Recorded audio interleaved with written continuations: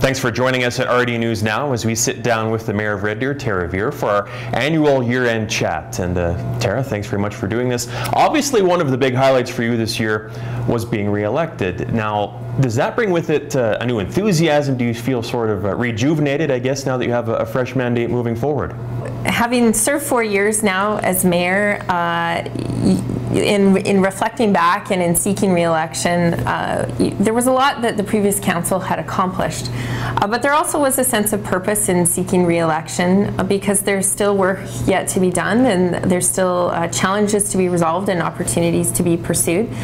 Certainly being with Red Deerians with the intensity of a campaign and hearing the issues and concerns and the identified opportunities of Red Deerians over the course of a campaign, I think it reinvigorates, or it should reinvigorate, and certainly having a new council, I think that there is that sense of renewal.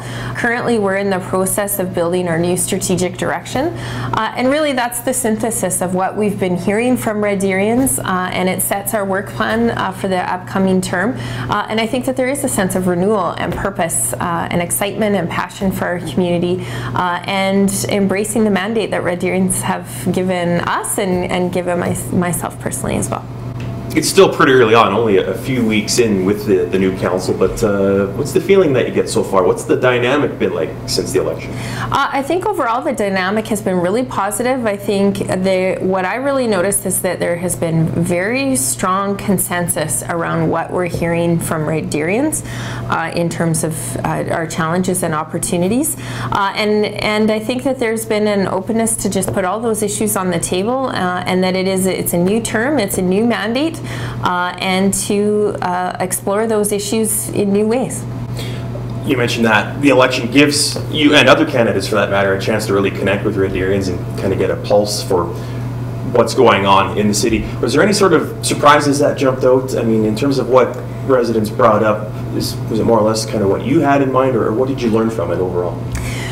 I think for the most part, the issues and concerns that we consistently heard were really consistent with what we've been grappling with as a city and community in terms of our challenges. The economy, and of course the continued recessed state of the local economy, the level of unemployment in the community, and just concern about the sustainability of local business and the affordability of living and doing business in Red Deer, but also the social challenges that our community is faced with, particularly the elevated sense of concern for crime and public safety, and also social challenges in areas such as lack of shelter space, for example, or the opioid crisis, were all very central on the campaign. It didn't surprise me on the campaign trail, but it was unique in how much the Red Deer Regional Hospital expansion really came through as a priority for Red Deerians in a municipal campaign. So of course, hospitals, hospital infrastructure and hospital programming are completely within the jurisdiction of the provincial government. But having said that, there really was a sense from Red Deerians that they expect their local municipal council to be a local voice to the provincial government. And so certainly our councils followed through on that express very strong desire of our community. We've adopted formal advocacy motions supporting the infrastructure expansion and requesting the provincial government to reprioritize Red Deer on the capital expansion list as they're preparing for their budget. And since that time have been working, we've garnered the support of mayors and councils in our region. They've provided letters of support as well. And of course, most recently at the Alberta Urban Municipalities Association have garnered the support of municipalities across the province. Early this year, we finally heard from the province that Red Deer is getting a new courthouse, and the push for hospital expansion continues. Overall, how would you describe the City of Red Deer's relationship with the province? I would say one of the most successful highlights of 2017 was, as you've identified, Troy, was the provincial government's announcement to finally fund the Red Deer Justice Centre. As Red Deerians are well aware, we've been advocating, we've identified that need for over a decade, and had been formally advocating for 5 years to expand the Red Deer Courthouse, in large measure because of the fact of local concern about charges being stayed under the Jordan decision and the impacts that that has on our local crime and public safety.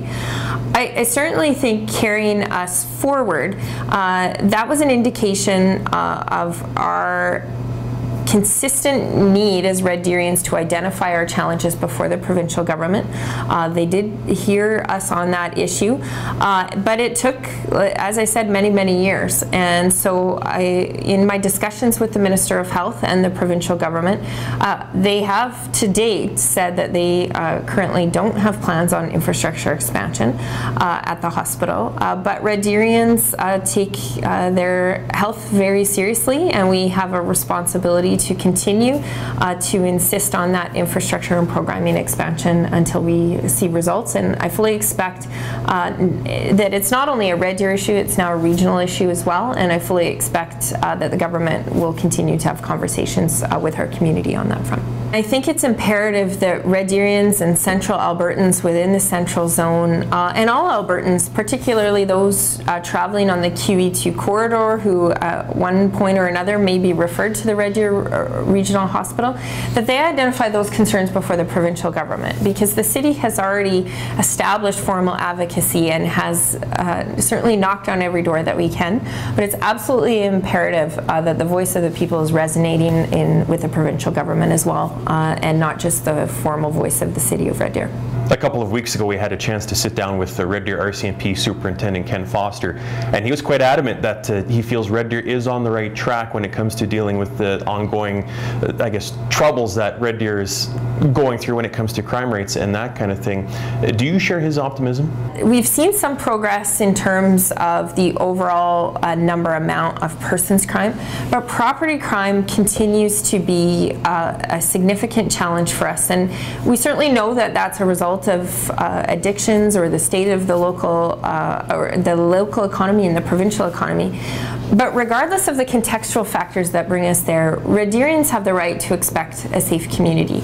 I think we've made great gains over the last year or two in particular in terms of emergency calls to police, or what they would call priority 1 and priority 2 calls to police.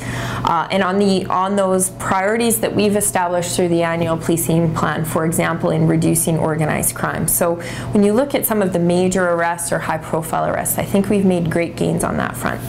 The area that I think we need to shore up, and that we've made significant efforts to shore up, but I think we still have work to do, is with respect to those priority 3s and 4s calls to, or non-emergency calls to police, because those are the areas where our citizens have expressed frustration around the quality of service. Some of that is a resourcing issue, some of that is a volume issue, some of it is a triaging issue.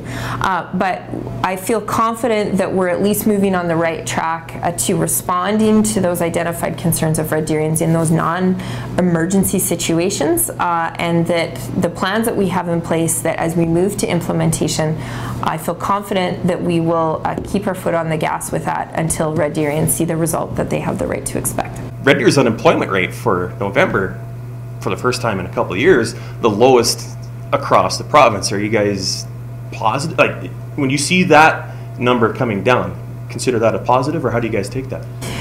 I think this recession has proven to be, and I've said it on multiple occasions, but it holds true, that it's a deeper recession and it's a more protracted recession than what we were faced with in the previous one.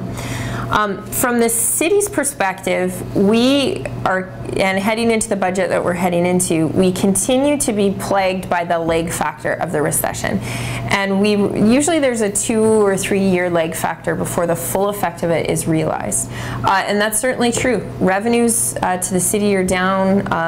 There's still growth in the assessment, but there's capping on that growth. And so the economy continues to be a significant challenge for the city to navigate through budget-wise. On the community front, there are some cues.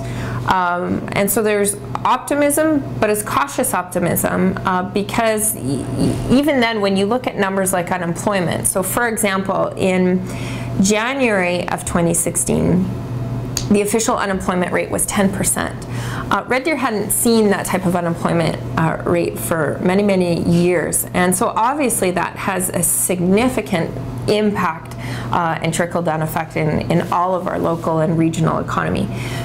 Fast forward to a year later, looking at that same statistic in June of 2017, that number had reduced to 5.8%. So certainly good news in the sense that the trend is going in the right direction. It gives a cue looking towards recovery. But the fact remains that it was still at 5.8% unemployed. And so there still needs to be strong sensitivity to the fact that even though there's hints of recovery, we're still in a recessed economy where we still have, for our area, a very high unemployment rate. And so we still need to lead and manage our financial resources very much with that in mind. I think another factor in 2017, of course, in 2016, we had lost population for the first time in decades of city history, which was also an indication of the recessed economy. In 2017, the federal census results came in, and it did show that we had once again surpassed that 100,000 population threshold.